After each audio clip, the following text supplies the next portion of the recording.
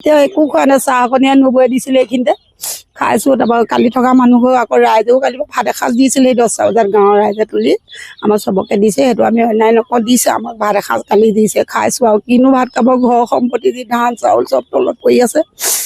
এতিয়া গৈ আকৌ কেনেকৈ লেপ তুলি হেৰি কৰি বিচনা হেৰি কৰি ক'ত শুমগৈ, কি কৰিমগৈ, মানে নিজে মোৰ বেমাৰী মানুহ।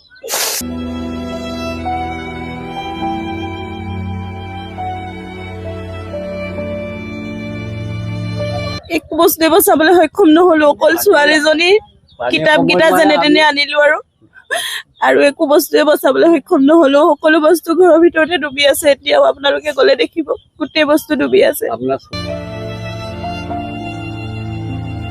আমাৰ এতিয়া গোটেই ঘৰখন মানে পানীৰ মাজত ডুব গৈ আছে। কেতিয়া ওলাব কি কথা নাজানো। পানী যেতিয়া সোমাই আহিছে চব ৰাস্তালৈ ডুবিছে। মই যেনে তেনে মানুহজনীক ইয়াতে খিৰিখনতে ধৰি ৰৈ আছে। মই বেলেগ ভুৰ এখন আনি মানুহজনী মই যেনে তেনে বচাইছো।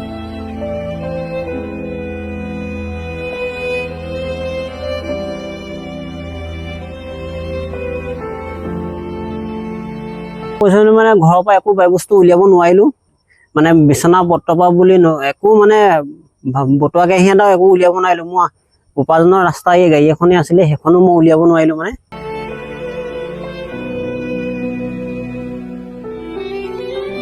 মানে চব ফালৰ পৰা মোৰ একো নাই, খেতি পথাৰ ফালৰ পৰাতো একো নাই। চব এয়া পানীৰ তলত কঠীয়া পাৰিছিলো, কঠীয়াও চব ডুবি গ'ল।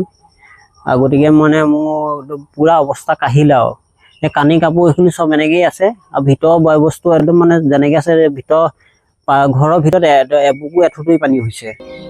আহি পিনি একো নাই, মানে ভিতৰৰ পৰা মই একো বস্তু উলিয়াবলৈ সুবিধা নাপালো। একো নাই ভিতৰখনত উলিয়াব নোৱাৰিলো। ইয়াত আমি কি বস্তু উলিয়াম বাৰু? একো উলিয়াবলৈ একো মানে সুবিধা পোৱা নাই। মোৰ এতিয়া উপাৰ্জনৰ ৰাস্তাও নাই, মোৰ গাড়ীখনে বচাব নোৱাৰিলো। গাড়ীখনে মোৰ একমাত্ৰ উপাৰ্জনৰ ৰাস্তা আছিলে।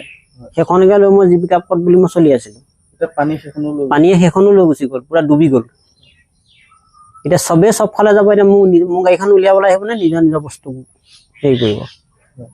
পানী যেতিয়া সোমাই আহিছে চব ৰাস্তালৈ ডুবিছে। মই যেনে তেনে মানুহজনীক ইয়াতে খিৰিখনতে ধৰি ৰৈ আছে। মই বেলেগ ভুৰ এখন আনি মানুহজনী মই যেনে তেনে বচাইছো।